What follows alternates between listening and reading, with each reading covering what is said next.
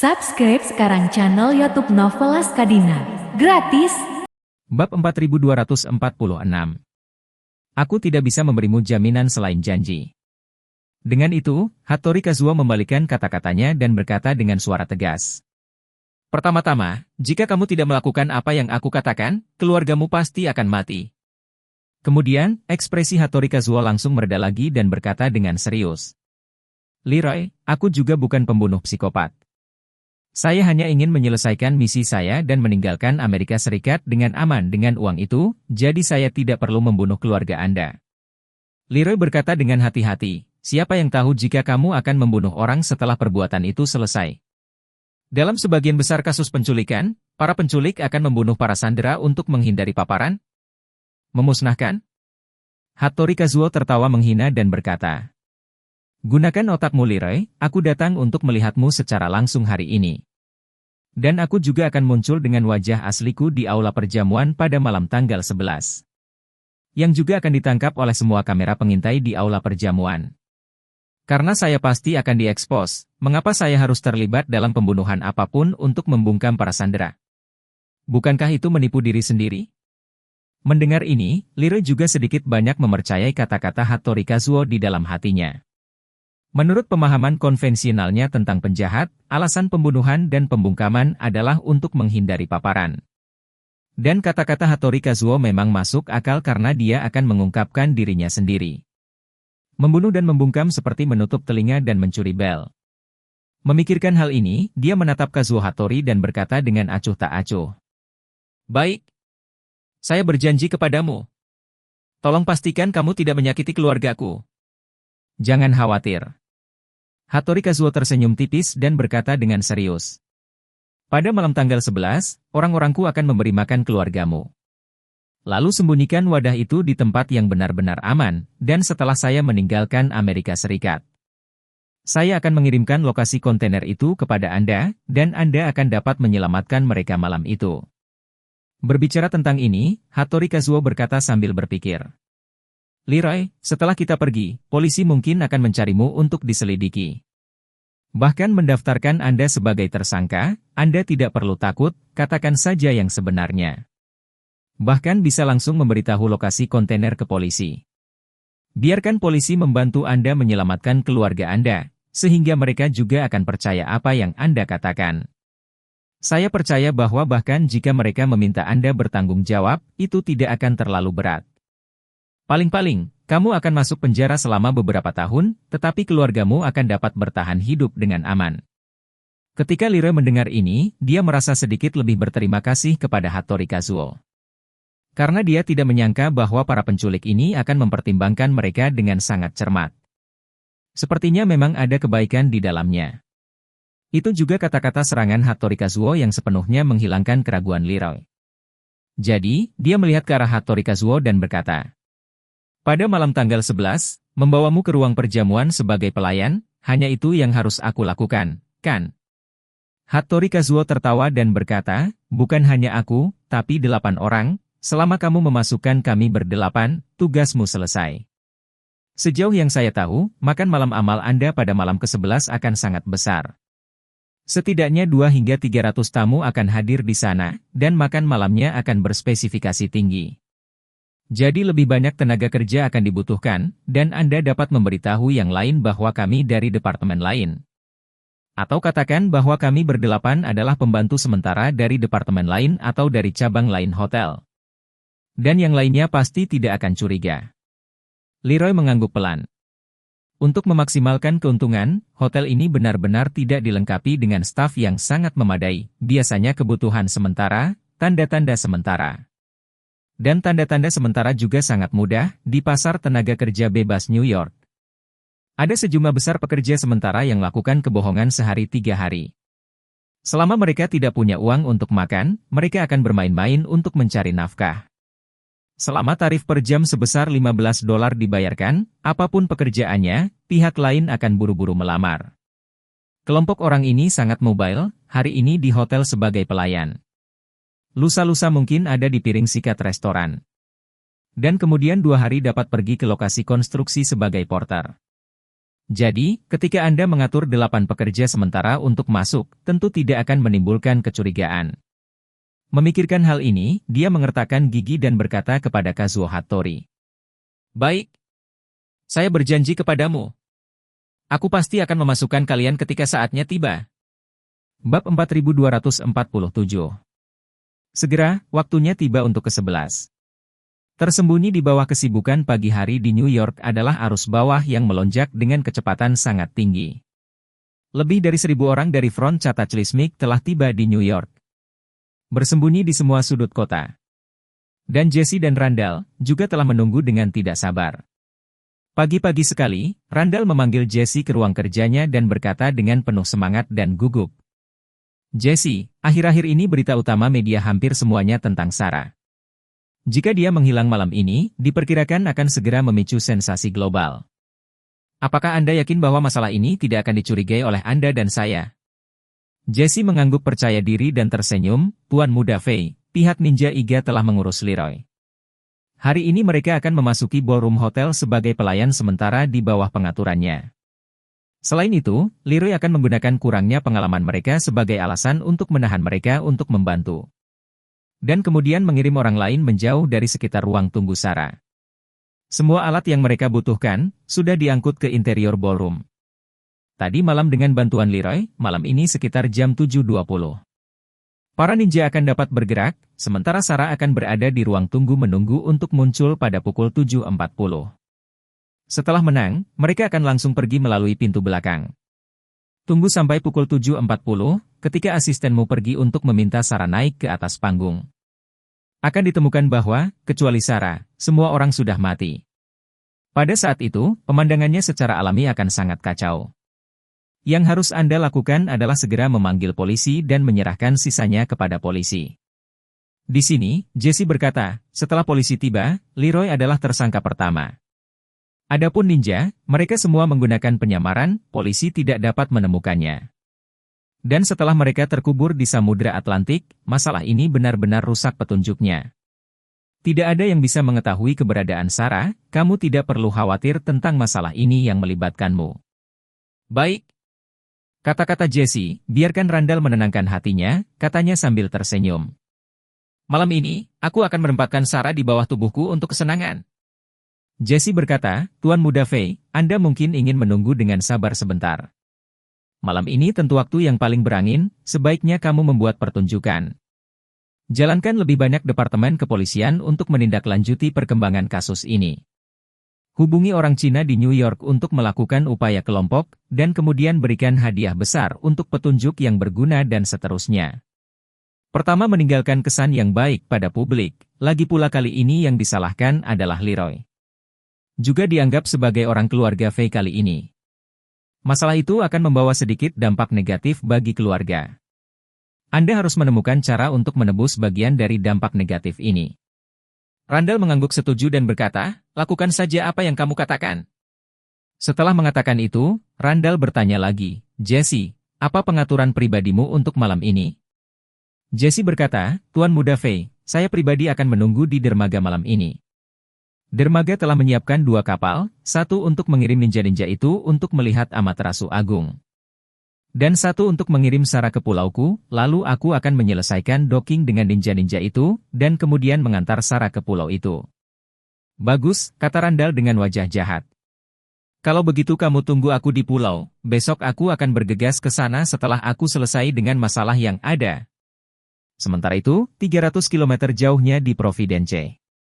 Charlie dan Claire sedang sarapan bersama di kamar hotel. Claire tahu bahwa Charlie akan pergi ke New York hari ini. Jadi dia bertanya dengan prihatin, sayang, kapan kamu berangkat ke New York? Charlie melihat jam dan berkata dengan santai, aku akan pergi sekitar jam 11. Claire mengangguk dan berkata, kalau begitu, perhatikan keselamatan di jalan. Karena kamu tidak di sini, aku akan makan sesuatu di restoran sekolah pada siang hari. Kamu sibuk dengan pekerjaanmu, jangan khawatirkan aku. Baik. Charlie tersenyum sedikit dan berkata, aku yakin aku tidak akan bisa kembali untuk makan malam. Jadi, kembalilah ke hotel setelah kelas selesai dan hubungi bagian catering untuk memesan makanan. Di luar tidak aman. Claire mengangguk dan berkata, jangan khawatir, aku akan langsung kembali ke hotel setelah kelas sore ini dan tinggal di sini. Charlie tidak khawatir tentang keselamatan pribadi Claire.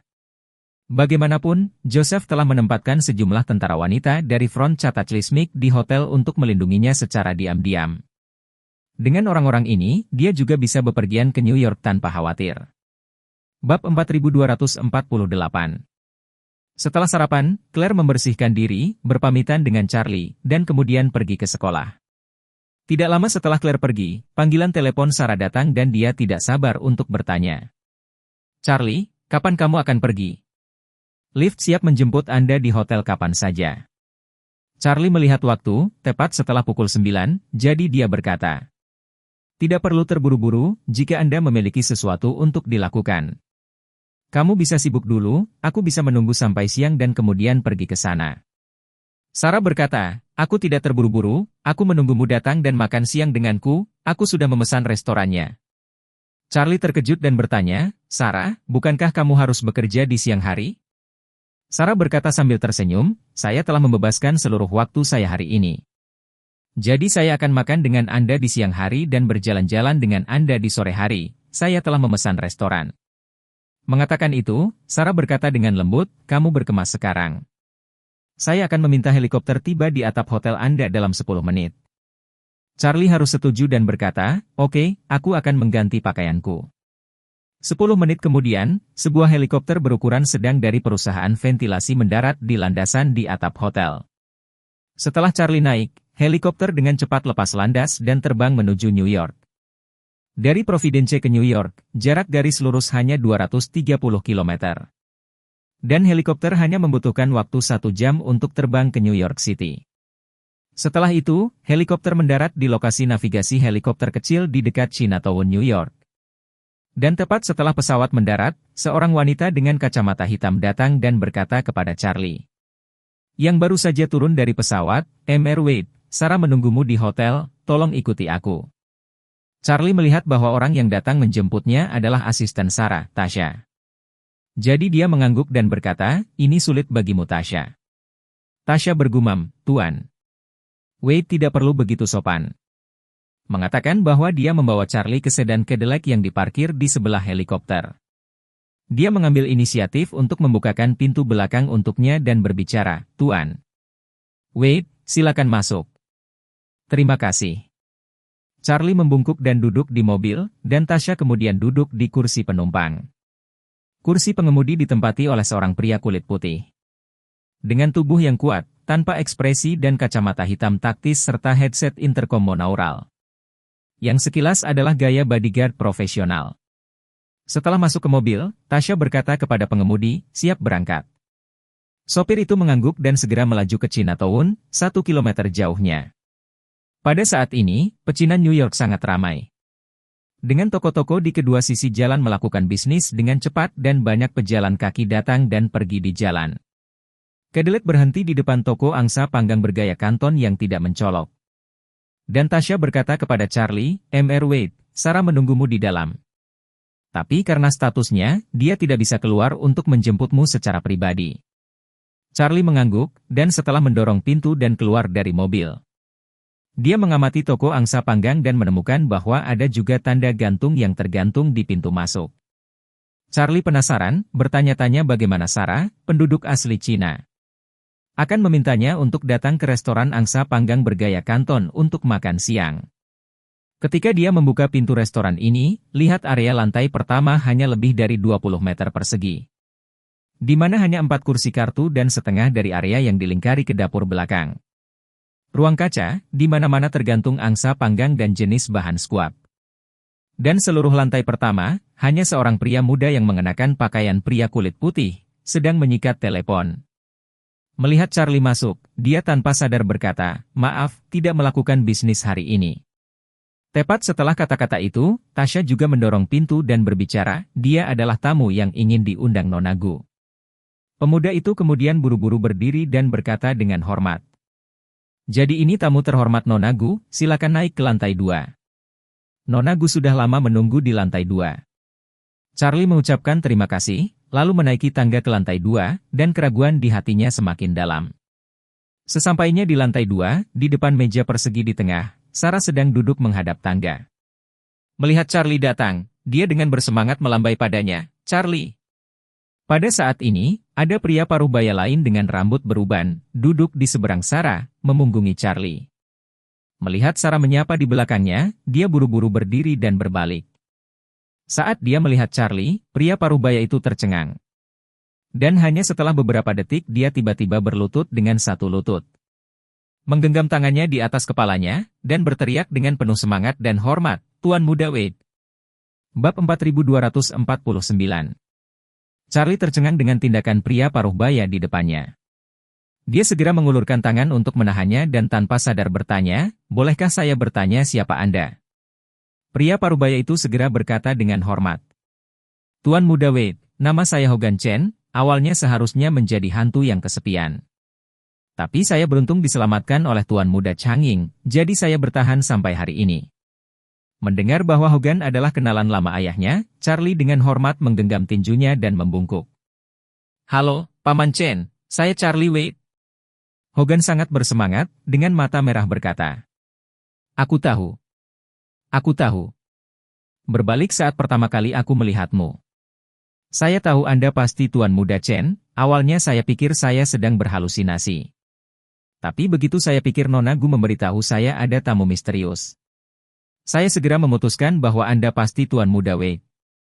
Sarah berkata sambil tersenyum di samping. "Charlie, aku tidak memberitahu Paman bahwa kamu akan datang. Aku bahkan tidak memberitahu Paman bahwa kami telah menemukanmu, awalnya aku ingin memberinya kejutan. Tapi aku tidak menyangka dia begitu pintar, dia langsung menebak identitasmu." Hogan buru-buru berkata, "Nona Gu, bukan karena saya sangat pintar. Hanya saja Tuan Muda itu dan ketika Tuan Muda Changing masih muda, mereka benar-benar terlihat sangat mirip." Charlie tidak bisa tidak bertanya, "Paman Chen, kamu dan ayahku, bagaimana kamu bisa saling kenal?" Hogan menghela nafas panjang dan berkata dengan serius, "Saat itu, karena kecerobohan masa mudaku, aku mengacaukan orang yang salah. Pihak lain mengeluarkan perintah pengejaran untuk membunuhku. Seluruh koks Pulau Hong Kong keluar dengan paksa, hanya untuk menemukan saya dan meretas saya sampai mati." Berbicara tentang ini, Hogan melanjutkan dengan mata merah. "Tuan Muda Changing mengirim orang semalaman untuk menyelamatkan saya dari Pulau Hong Kong. Dan secara pribadi datang ke Pulau Hong Kong untuk bernegosiasi dengan kakak laki-laki itu, membayar harga yang mahal, untuk mendapatkan kembali hidupku." Charlie berkata dengan terkejut, "Paman Chen, jadi kamu dan ayahku adalah teman lama." Sarah cepat-cepat berkata, "Charlie, ayahku berkata bahwa Paman adalah seorang sarjana terkenal yang sangat dihormati di dalam dan luar negeri. Paman Wade pergi ke Pulau Hong Kong berkali-kali untuk meminta Paman Chen keluar dari gunung. Siapa yang sebanding dengan sarjana besar manapun?" Hogan berkata dengan rendah hati, "Nona Gu terlalu sopan, saya tidak bisa dianggap sebagai sarjana terkenal. Tapi saya hanya beruntung dihargai oleh Tuan Muda Changing." Saat dia berkata, dia menghela nafas dan menghela nafas. "Saat itu, aku awalnya ingin kembali ke pedesaan dan melepaskan kudaku. Tapi saya beruntung diapresiasi oleh Tuan Muda Changing. Jadi saya memutuskan untuk mengikutinya dan membangun karir. Tapi saya tidak pernah berpikir bahwa ketika saya menyelesaikan urusan pribadi saya dan akan pergi ke East Cliff untuk kembali ke Tuan Muda Changing, dia tiba-tiba meninggalkan keluarga Wade dan meninggalkan East Cliff bersama istrinya, keberadaannya tidak diketahui." Charlie mendengar di sini, hatinya tidak bisa tidak menegang. Saat Hogan membicarakannya, dia sendiri seharusnya baru berusia 8 tahun. Jadi, dia buru-buru bertanya, "Paman Chen, penyebab kematian orang tua saya, apakah Anda tahu cerita tersembunyinya?" Hogan menggelengkan kepalanya dan berkata dengan nada meminta maaf. "Maaf Tuan Muda Wade, saya baru mendengar tentang pembunuhan Tuan Muda Changing nanti. Dan pada saat itu, dia sudah memutuskan kontak denganku. Dan terakhir kali dia menghubungiku adalah sebelum dia siap meninggalkan keluarga Wade." Charlie sibuk bertanya, "Saat itu, apakah ayahku mengatakan sesuatu padamu?" Hogan berkata, "Kembali ke Tuan Muda Wade, Tuan Muda Changing sedang berbicara dengan saya di telepon pada waktu itu. Dia bilang dia akan meninggalkan keluarga Wade, tapi tetap berharap saya bisa melayani keluarga Wade. Dan juga memintaku untuk menghubungi Leon, pelayan hebat keluarga Wade saat itu, tapi aku tidak setuju. Mengatakan bahwa Hogan sedikit malu untuk menjelaskan, saya tidak bersembunyi dari Anda Tuan Muda Wade. Saat itu, aku tidak ingin terlibat dalam urusan dunia bawah, jika bukan karena karisma Tuan Muda Changing yang meyakinkanku, aku tidak akan memilih untuk keluar lagi. Jadi, saya merasa bahwa jika saya melayani Tuan Muda Changing, saya tidak akan ragu untuk mati. Tetapi jika bukan untuk melayaninya, maka saya tidak ingin mempersulit diri saya sendiri. Jadi, saya berjanji kepada Tuan Muda Changing bahwa ketika dia memutuskan untuk kembali ke keluarga Wade, atau mendirikan bisnis sendiri, hanya satu panggilan telepon, dimanapun saya berada. Apa yang aku lakukan, selama dia masih membutuhkanku, selama aku masih bernafas. Saya hanya akan merangkak, saya juga akan pergi kepadanya untuk melanjutkan pesanan. Saat itu Tuan Muda juga menghormati pilihan saya, hanya saja saya tidak menyangka. Segera setelah itu, untuk mendengar berita bahwa dia terbunuh. Bab 4250. Berbicara tentang hal-hal dari masa lalu, mata Hogan dipenuhi air mata. Dia tidak bisa menahan diri untuk tidak tersedak pergelangan tangannya dan berkata, "Aku benar-benar tidak menyangka Tuan Muda Changing akan mati muda, sungguh. Sayang sekali." Charlie juga hanya bisa menghela nafas ringan ketika ayahnya meninggal. Dia baru berusia 30-an, di puncak kehidupan, sangat disayangkan sampai ekstrim. Sambil merasa emosional, Charlie tidak bisa menahan diri untuk bertanya, "Paman Chen, bagaimana kamu datang ke New York sesudahnya?" Hogan tersenyum pahit dan berkata, "Setelah kematian Tuan Muda Changing, saya diam-diam pergi ke Rose Hill untuk berkabung, ketika saya berniat untuk kembali ke Pulau Hong Kong. Kakak laki-laki yang ingin membunuhku juga mendengar tentang kematian Tuan Muda Changing yang tidak disengaja. Jadi mereka segera mengeluarkan perintah pengejaran lagi. Saya melihat bahwa saya tidak dapat kembali ke Pulau Hong Kong. Jadi saya harus menyelundupkan dari daratan ke Amerika Serikat, dan tinggal di sini sampai sekarang." Mengatakan bahwa Hogan mau tidak mau bertanya, "Tuan Muda Wade, kemana saja kamu selama ini?" "Pak Gu untuk menemukanmu, pergi hampir ke seluruh dunia, hanya ke Amerika Serikat dia telah datang beberapa kali. Aku juga membantunya bersama-sama di Amerika Serikat untuk menemukanmu beberapa kali tetapi tidak menghasilkan apa-apa." Sarah di samping berkata, "Charlie, ayah saya dan saya juga datang ke New York untuk mencari Anda sebelumnya. Saat itu paman yang menerima kita, di sini, di hotel ini." Mengatakan bahwa dia menatap Hogan dan berkata sambil tersenyum, "Paman Chen, saya ingat ketika saya pertama kali datang ke tempat Anda bersama ayah saya. Saya baru berusia 8 tahun, terakhir kali saya datang adalah 20 tahun. Sekarang aku berumur 26, dan tempatmu masih belum berubah sama sekali." Hogan tersenyum tipis dan berkata, "Saya adalah tipe orang, sulit bagi saya untuk berubah setelah terbiasa dengan sesuatu. Bahkan, terus terang, saya sangat malas." Sarah menatap Charlie dan menjelaskan, "Charlie, di masa lalu, ketika aku datang ke Amerika dengan ayahku untuk mencarimu, tempat Paman Chen adalah titik pemberhentian pertama. Oh ya, angsa panggang Paman Chen, rasanya sangat enak." Hogan tidak peduli tentang kesopanan dan tidak bisa tidak bertanya, "Nona Gu, bagaimana Anda menemukan Tuan Muda Wei? Di mana kamu menemukannya?" Charlie membuka mulutnya dan berkata, "Paman Chen, sebenarnya, aku telah berada di Rose Hill selama ini." Hogan tercengang saat dia mendengarkan dan berseru, "Bagaimana bisa? Pada awalnya, tampaknya banyak orang, termasuk Tuan Gu, pergi ke Rose Hill untuk mencarimu, tapi semua orang datang dengan tangan kosong." Mendengar pertanyaan tersebut, Charlie kemudian menceritakan kisah tentang Leon yang menempatkannya di panti asuhan. Setelah mendengar ini, Hogan hanya bisa menghela nafas. "Dengan Leon, saya memiliki beberapa pertemuan, pada waktu itu, saya pikir orang ini kasar. Benar, tapi aku tidak menyangka bahwa strateginya begitu kuat. Tangan hitam di bawah lampu ini, permainannya benar-benar level." Sarah berkata sambil tersenyum, "Paman Chen, bisakah kita bicara sambil makan? Aku lapar." Hogan buru-buru berkata, "Baik, baik, salahkan saya, Nona Gu, Tuan Muda Wade. Kalian berdua silakan duduk dulu, aku akan pergi ke dapur belakang untuk menyiapkan makanan." Mengatakan bahwa dia memandang Charlie dan berkata dengan malu, "Tuan Muda Wade, toko kecilku tidak pandai memasak.